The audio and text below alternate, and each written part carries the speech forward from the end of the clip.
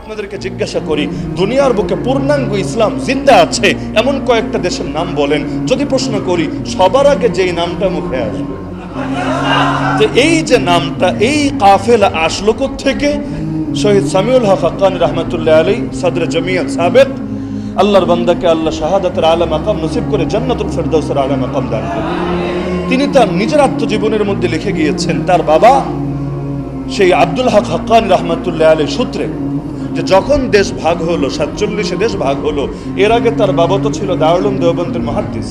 দেশ যখন ভাগ হলো, তারা পড়ে গেলেন ওই অংশে, শুধু তারা না, অনেক তালেবুল ইলমরা পড়ে গেলেন ওই অংশে। আবার কারো বাড়ি ছিল এখানে, কিন্তু হিজরত করে চলে গেল ওই অংশে।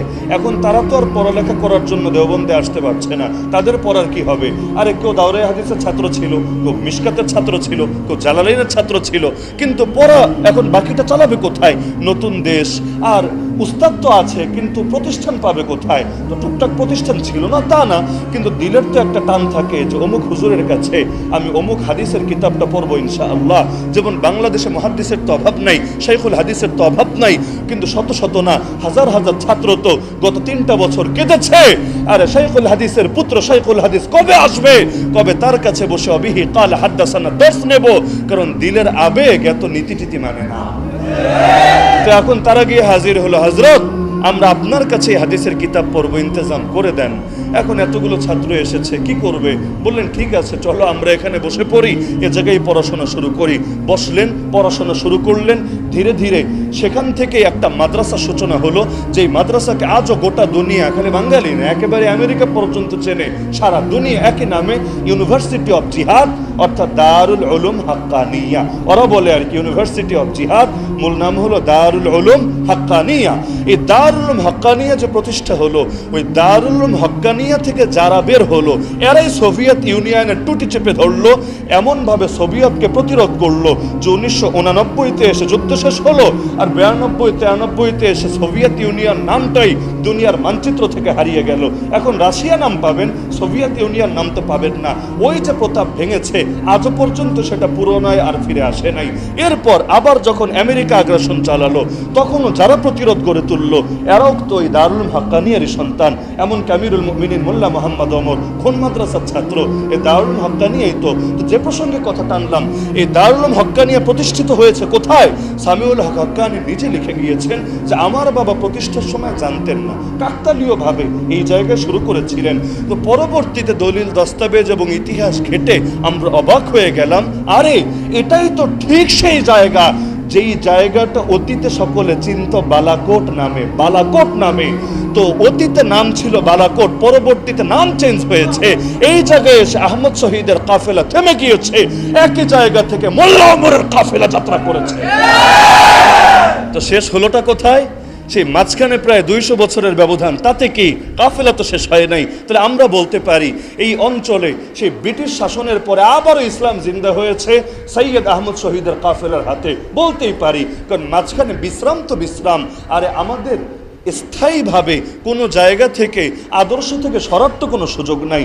সাময়িকভাবে পরাজয় থাকতে পারে, জয় হতে পারে। মনে করেন সিরিজ খেলা হচ্ছে, এক গেমে আপনি জিতলেন, আর এক খেলায় হারলেন, আবার পরেরটায় জিতলেন, আবার পরেরটায় হারলেন। আপনার পেশা যদি খেলাই হয়, আপনারে খেলে যেতেই হবে, জিতলেও খেলা চলবে, হারলেও খেলা চলবে। তা আমরা তো নেমেছি মরণ পর্যন্ত ইসলামকে জিন্দা করার মিশন নিয়ে। তো সুতরাং যদি মাইর খাই তবুও তো চলতে হবে, যদি সফল হই তবুও তো অগ্রসর হতে হবে, যদি জেল খাটি তবুও তো থেমে যাওয়ার সুযোগ নাই। আরে দুনিয়ার লোকেরা জেল থেকে বের হলে রেস্ট নিতে নিতেই তো 1 মাস 2 মাস চলে যায়। কে ভাবে যে জেল থেকে বের হয়ে ঘরে ফেরার আগেই গাড়ির গিয়ার একে না একেবারে একটানে 5-এ পড়ে যাবে?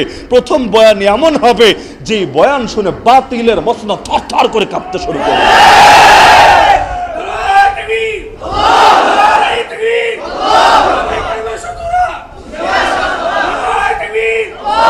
এই হিম্মত, ইমানের হিম্মত, পয়সা দিয়ে হিম্মত আনা যায় না।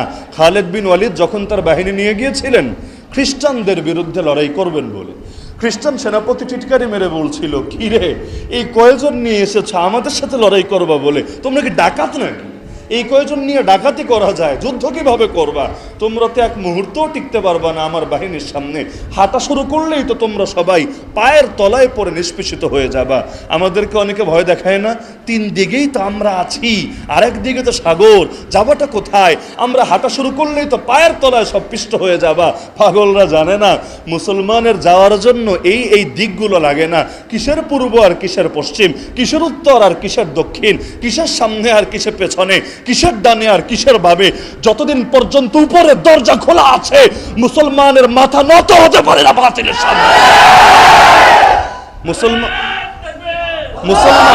মুসলমানের যাওয়ার জন্য একটা জায়গা থাকলেই চলে, ব্যাস খালি হাত দুটো তুলবে, ফয়সালা চলে আসবে। বদরের ময়দানে কি হলো? এমন এক বিশাল বাহিনী, জান নিয়ে ফেরার সম্ভাবনাই তো আছে বলে মনে হয় না। কি করলেন রাসূলুল্লাহ সাল্লাল্লাহু আলাইহি সাল্লাম? দুনিয়ার বড় বড় সেনাপতি ডেকে দেখি কেমনে কি করা যায়, প্ল্যান পরিকল্পনা করা যায় না, ওদিকে গেলেন না। আল্লাহ নবী পড়ে গেলেন সেজদায়। সেজদায় পড়ে কান্না যে শুরু করলেন, আল্লাহুম্মা আনজিজ লি মা ওয়া'আদতানি, আল্লাহুম্মা আতিনি মা ওয়া'আদতানি, আল্লাহুম্মা ইন তুহলিক হাযিহিল ইসাবা মিন আহলিল ইসলাম লাম তু'বাদ ফিল আরদ। হে আল্লাহ, যে ওয়াদা দিয়েছিলেন সেই ওয়াদা বাস্তবায়ন করেন। আয় আল্লাহ, আজকে এই ক্ষুদ্র কাফেলাকে আপনি যদি শাহাদাত দান করেন, এই জমিনের বুকে আর কোনোদিনও আপনার ইবাদত হবে না। কে করবে ইবাদত? ইবাদত করার লোকই তো থাকবে না। আল্লাহ আপনি বিজয় দিয়ে দেন, বিজয় দিয়ে দেন। আরে এমন কান্না করলেন, পেছন থেকে সাইয়্যিদুনা আবু বকর সিদ্দিক রাদিয়াল্লাহু আনহু এসে সিজদারত রাসূলের পিঠের উপর হাত রেখে বললেন, হাসবুক ইয়া রাসূলুল্লাহ, যথেষ্ট হয়ে গেছে, আল্লাহ আপনার দোয়া কবুল করে নিয়েছেন। আপনি চিন্তা করেন, রাসূলের ইমানের চাইতে কি আবু বকরের ইমান বেশি নাকি? প্রশ্নই তো আসে না। রাসূল কান্না করে যাচ্ছেন, পেছন থেকে আবু বকর এসে সান্ত্বনা দিচ্ছেন, আর লাগবে না নবী, আর লাগবে না, হাসবুক, যথেষ্ট হয়ে গেছে, আল্লাহই দুয়ার ফিরাবে না। কিভাবে? হ্যাঁ, যদিও এখানে দুজনের হাল ভিন্ন ছিল, এটা তাসাউফের কেউ থাকলে বুঝবেন। আল্লাহ রসুল তখন ছিলেন মাকামে খাউফে, আর আবু বকর সিদ্দিক রাদিয়াল্লাহু আনহু ছিলেন মাকামে রাজায়। ঈমান দুটোর নাম, আল ঈমানু বাইনাল খাউফি ওয়ার রাজা। তো সেই সবক, জটিল সবক এখানে টানছে না। এখন ওই লাইনের কেউ থাকলে সহজে ইঙ্গিতেই বুঝে ফেলবেন।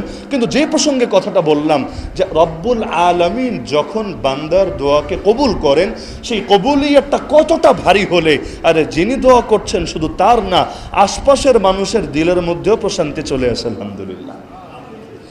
যখন আমেরিকা আগ্রাসন চালিয়েছিল এই মাজলুম খোরাসানের জমিনে, তাদের নেতা আমিরুল মুমিনিন মোল্লা মোহাম্মদ ওমর সাধারণ একজন ব্যক্তি, ময়ূর সিংহাসনে বসে থাকেন নাই, আর এসি রুমে বসেও দুনিয়া শাসন করেন নাই।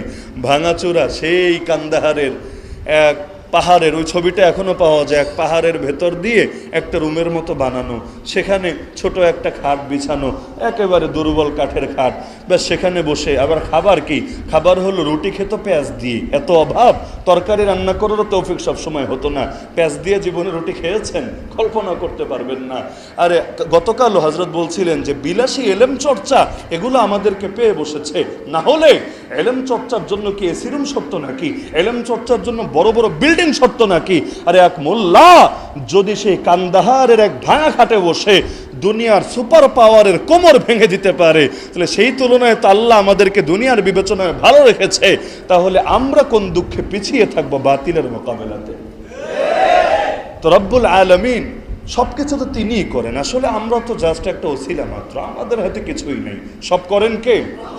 নামাজের পরেও আল্লাহ রাসূল দোয়া করতেন, আমরাও করি এবং করা সুন্নাত। যারা করেন না নিয়মিত করবেন।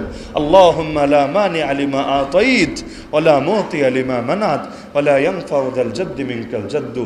হে আল্লাহ, আপনি যা দেন কেউ ফিরিয়ে রাখতে পারে না, আপনি যা ফিরিয়ে রাখেন সেটা কেউ এনে দিতে পারে না।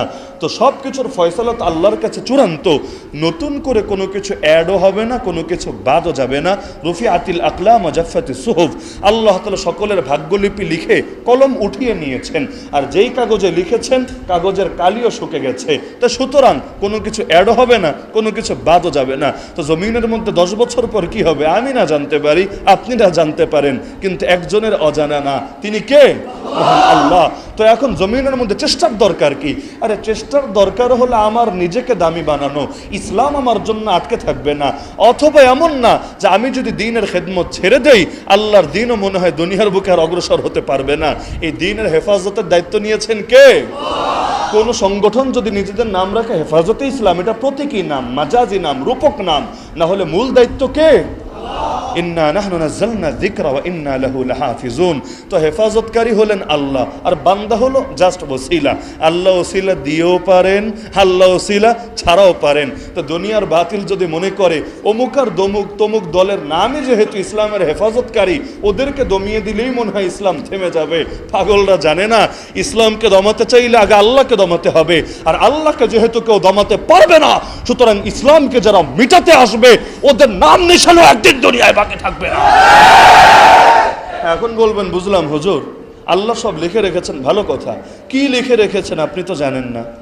প্রশ্ন আসবে না যে আল্লাহ লিখে রেখেছেন বুঝলাম, কিন্তু কি লিখে রেখেছেন? আপনাদের সকলের ধ্বংস নাকি আপনাদের সকলের বিজয়, এটা তো জানেন না। আমি বলবো কে বলেছে জানি না? জানি, হাজারবার জানি, একেবারে অকাট্যভাবে জানি, সুনিশ্চিতভাবে জানি। যেই জানায় কেউ যদি সন্দেহ পোষণ করে সেও ইমানদার থাকবে না। বলবেন কিভাবে? কান দিয়ে শুনেছেন, চোখ দিয়ে দেখেছেন, অথবা অনুমান করেই আবিষ্কার করতে পেরেছেন। আমি বলবো কিছুই লাগবে না। কান দিয়ে যা শুনবো তা ভুল হতে পারে, চোখ দিয়ে যা দেখবো তা ভুল হতে পারে, অনুমান কল্পনা যা করবো তা ভুল হতে পারে। আল্লাহর কসম, মুহাম্মাদুর রাসূলুল্লাহ সাল্লাল্লাহু আলাইহি ওয়াসাল্লামের জবান থেকে যে ভবিষ্যৎবাণী বের হবে তা ভুল হতে পারে না। বলবেন কি ভবিষ্যৎবাণী তিনি করে গিয়েছেন? কত ভবিষ্যৎবাণী আপনার লাগবে? বলতে শুরু করলে ডজন ডজন বলা যাবে, সবগুলোর অর্থ একই দাঁড়াবে।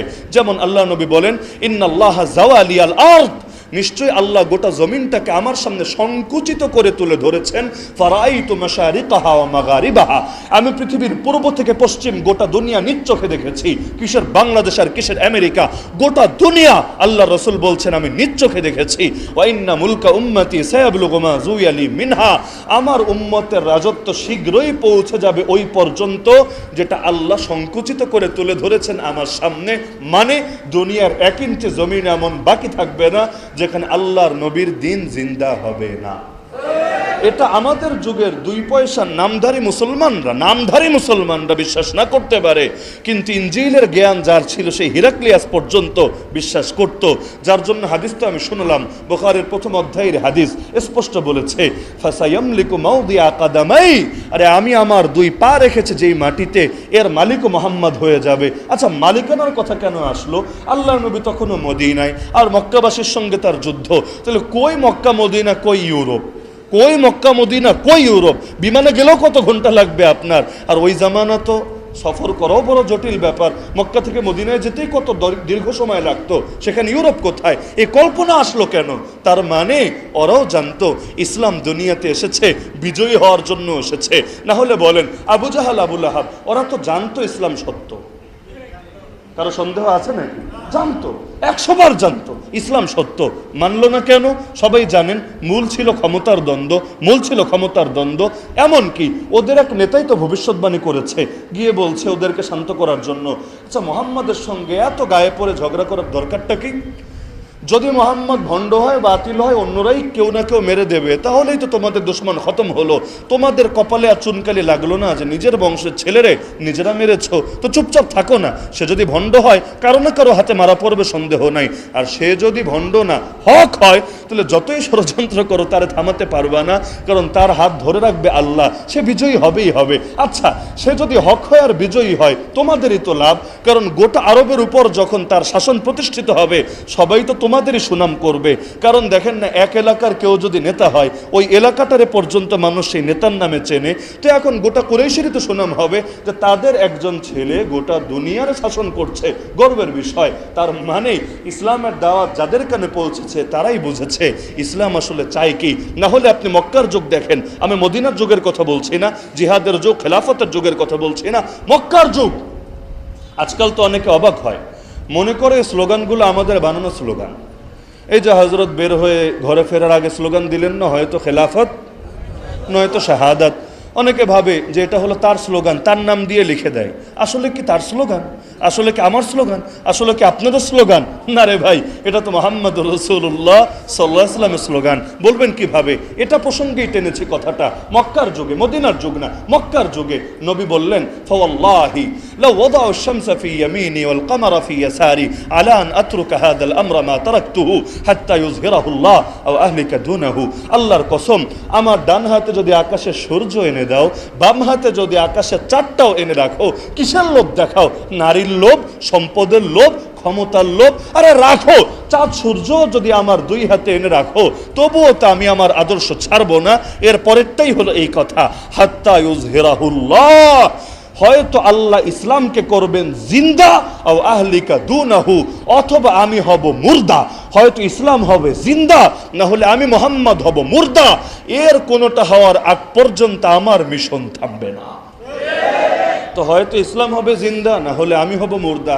এটাকেই তো বলা হয় হয়তো শরিয়াত নয়তো শাহাদাত, হয়তো খেলাফত নয়তো শাহাদাত। পার্থক্য কি? পার্থক্য শুধু শব্দচয়নের পার্থক্য, মূল ভাষ্যে কোনো পার্থক্য নেই। আমি দেখি না, অন্তত আপনারা কেউ দেখলে আমাকে বুঝাই দিন। আমি দেখি না যে হয়তো ইসলাম হবে জিন্দা, না হলে আমি মোহাম্মদ হব মুর্দা।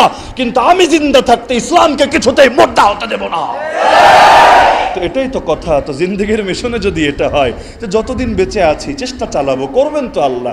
আমিও কিছু না, আপনিও কিছু না, করবেন আল্লাহ। ইদা আরাদাল্লাহু শাইআন হাইয়া লাহু আসবাবা, আল্লাহ কোনো বিষয়ের এরাদা করলে নিজেই সেটার আসবাব তৈরি করে দেন। তো সেই আসবাব যদি আল্লাহ আমারে বানায় দেন, আমার কপালটা খুলে যাবে। না হলে দামি হব আমি কিভাবে? আরে রব্বুল আলামিন চাইলে আমার আপনার রক্ত ছাড়া ইসলামকে জিন্দা করতে পারেন নাকি পারেন না? অবশ্যই পারেন। তো রক্ত লাগে কেন? রক্ত লাগে ইসলামের জন্য না, রক্ত লাগে নিজের জন্য। না হলে দামি হব কিভাবে? কিয়ামতের দিন সে বেলালের সাথে, সোহাইবের সাথে, আম্মারের সাথে, ইয়াসিরের সাথে, খুবাইবের সাথে, খাব্বাবের সাথে, সুমাইয়ার সাথে, হুসাইনের সাথে রাদিয়াল্লাহু আনহুম আমার হাসর হবে কিভাবে? যার সাথে যার সাদৃশ্য, তার সাথে না তার হাসর হবে। মান তাশাব্বাহা বিকওমিন ফাহুয়া মিনহুম। তো কিছু রক্ত না ঝরালে এই মাজলুমানের কাফেলার সঙ্গে সাদৃশ্য কিভাবে হবে? তবে ফয়সালা তো নিশ্চিত। নবী বলেন সহিহ হাদিস, লা ইয়াতরুকুল্লাহু বাইতা মাদারিন ওয়ালা ওয়াবার, শহর বা গ্রামের একটা ঘরও আল্লাহ বাকি রাখবে না, না কাঁচা ঘর না পাকা ঘর, ইল্লা আদখালাহুল্লাহু কালিমাতাল ইসলাম, যেই ঘরে আল্লাহ ইসলামের কালেমা প্রবেশ করাবে না। বেইজ্জি আজিজিন আও বিযুল্লি দালিল, সম্মানী ব্যক্তির সম্মান রেখে লাঞ্ছিত ব্যক্তিকে লাঞ্ছিত করে, যে ইসলামকে দমিয়ে দিতে চায় তার মাথা নত করিয়ে, আর যে ইসলামের ইজ্জত দেয় তার ইজ্জত বাকি রেখে। তো ঘরে ঘরে ইসলামের কালিমা ঢুকবেই ঢুকবে বলেছেন আল্লাহর রাসূল। সুতরাং এতে কেউ যদি সন্দেহ করে তার ইমানও ভেজাল আছে। হ্যাঁ, শেষ করি কথা বলে যে এই যে 5ই মে, এখন থেকে 11 বছর আগেও যদি ফিরে যাই, পুরো আলোচনা থেকে ইতিমধ্যে এটা নিশ্চিত হয়ে গিয়েছেন যে মুসলমানের পতন বা পরাজয় বলতে কিছু নাই। যেহেতু সেটা কোনো রাজনৈতিক আন্দোলন বা সংগ্রাম ছিল না, এটা তো নিশ্চিত সেটা কোনো রাজনৈতিক আন্দোলন বা সংগ্রাম ছিল না।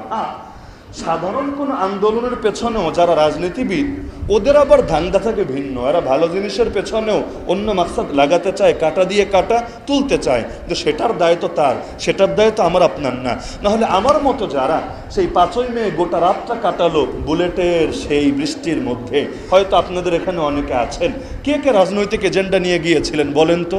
আচ্ছা, আমার ব্যাপারে দুনিয়ার কে কল্পনা করবে যে আমার রাজনৈতিক এজেন্ডা আছে? রাজনীতির রয়ের সাথে আমার কোনো সম্পর্ক আছে কি না, এটা তো আমারা যারা চেনেন প্রত্যেকের সবার একেবারে স্পষ্টভাবে জানা আছে। কোন দল, কোন বিরোধী দল, কোন ইসলামী দল, কোন সেকুলার দল, কোন নাস্তিক দল, কোন দলের সাথে, রাজনৈতিক দলের সাথে আমার দূরতম কোনো কানেকশন এই বাংলার জমিনে কেউ দেখাতে পারবে? তা এরকম হাজার হাজার মানুষ যায় নাই। আচ্ছা, দাওয়াতে তাবলীগের বহু সাথে যায় নাই? বিভিন্ন দল উপদল, কওমি না, কওমের বাইরের বিভিন্ন দল উপদল যায় নাই? কিসের জন্য গিয়েছে? কাউরে ক্ষমতায় বসাতে, কাউরে ক্ষমতা থেকে উঠাতে? আরে না, গিয়েছে আল্লাহর নবীর ইজ্জত হেফাজতের জন্য আর গোস্তাখ রাসূলদের ফাঁসি নিশ্চিতের জন্য। সেই যে 13টা দাবি ছিল, যার মধ্যে এই যে এখনো পর্যন্ত যেই দাবি নিয়ে সবাই পেরেশান, কাদিয়ানীদেরকে কাফের ঘোষণা করাতে হবে। এই বছর 99তম ইজতেমা, ভাবতে পারেন, টঙ্গীর ইজতেমা না, সেই কাদিয়ানীদের পঞ্চগড়ে 99তম ইজতেমা করে ফেলেছে। মানে তো বুঝতেই পারছেন যে নেক্সট ইয়ার কি হতে যাচ্ছে। একেবারে শতবর্ষ পূর্তি, সুবর্ণ জয়ন্তী পালন করবে কাদিয়ানীরা। আল্লাহর জমিনে দাঁড়িয়ে আল্লাহর নবীর শানে যারা দলগতভাবে সবচাইতে বেশি বেয়াদবি করে, সেই কাফেলা প্রকাশ্যে লক্ষ লক্ষ মানুষকে নিয়ে একেবারে রাজনৈতিক প্রশাসনিক শেল্টারের ভেতরে থেকে আল্লাহ নবীর খাতমে নবুয়তের চাদর ধরে টানা হেঁচড়া করবে। আল্লাহর কসম, এই দৃশ্য দেখার চাইতে আমাদের মরে যাওয়া তো বড় সহজ ছিল। তো এই যে 13 দফার মধ্যে এই দফাগুলো ছিল না যে কাদিয়ানীদেরকে কাফের ঘোষণা করা হোক। আচ্ছা, কাফের ঘোষণা না করালে সৌদি যাওয়া ঠেকাবেন কেমনে? সৌদি যাওয়া না ঠেকালে ওদের হজমরা ঠেকাবেন কেমনে? আচ্ছা, ওরা যখন মক্কা মদিনায় যায় এর দ্বারা মক্কা মদিনার জমিন অপবিত্র হয় না? কারণ আল্লাহ নবী তো বলেছেন যে মক্কা মদিনায় কোনো ইহুদি খ্রিস্টানও জায়গা পাবে না। আখরিজুল ইয়াহুদ ওয়াল মুশরিকিন মিন জাজিরাতিল আরব, তোমরা গোটা আরব উপদ্বীপ থেকে ইহুদি মুশরিকদেরকে বের করে দাও। সূরা তাওবা খুলেন 10 নম্বর পারা 11 নম্বর পৃষ্ঠা, কোরআন বলে দিচ্ছে ইন্নামাল মুশরিকুনা নাজাস, যারা শিরকে লিপ্ত ওরা নাপাক, ওদের দেহ নাপাক না, ওদের ভেতরটাই নাপাক। ফালা ইয়াকরাবুল মসজিদাল হারাম বাদা আমিহিম হাযা, এই বছরের পর তারা মসজিদে হারামের ধারে কাছেও যাতে না আসে, মানে আরব উপদ্বীপেও যাতে প্রবেশ না করে। তো ওরা যখন গিয়ে আরে হারাম শরীফে ঢোকে, ওরা যখন গিয়ে রওজায়ে আতহারের সামনে দাঁড়ায়, এর দ্বারা যে মক্কার পবিত্রতা নষ্ট হচ্ছে, মদিনার পবিত্রতা নষ্ট হচ্ছে, এটাকে নিরাপদ রাখা এবং ওদের আগ্রাসনকে ঠেকিয়ে দেওয়া সকলের নৈতিক দায়িত্ব ছিল কিনা? ছিল। কিন্তু এই যে দায়িত্ব পালনে ব্যর্থ, কিয়ামতের দিন কোন মুখ নিয়ে দাঁড়াবো? আল্লাহর রাসূলের সামনে। সুতরাং শাপলা চত্বরের সেই আন্দোলনটা মৌলিকভাবে ছিল একটা সাংস্কৃতিক আন্দোলন, রাজনৈতিক আন্দোলন না। দুই পার্থক্য বুঝেন। আমাদের উপর দুই ধরনের আগ্রাসন চলে, কখনো রাজনৈতিক বা সামরিক আগ্রাসন, কখনো সাংস্কৃতিক আগ্রাসন। যেমন এই 2024-এর বাংলাদেশে আমাদের দেশে সামরিক কোনো আগ্রাসন ডাইরেক্টলি চলছে না, কিন্তু সাংস্কৃতিক আগ্রাসন চলছে নাকি চলছে না? আমাদের ইসলামী সংস্কৃতি প্লাস আমাদের দেশীয় সংস্কৃতি মিটিয়ে দিয়ে সেই পশ্চিমা সংস্কৃতি, সেই হিন্দুত্ববাদী সংস্কৃতি, সেই নাস্তিক্যবাদী সংস্কৃতি বাস্তবায়নের চেষ্টা চালানো হচ্ছে নাকি হচ্ছে না?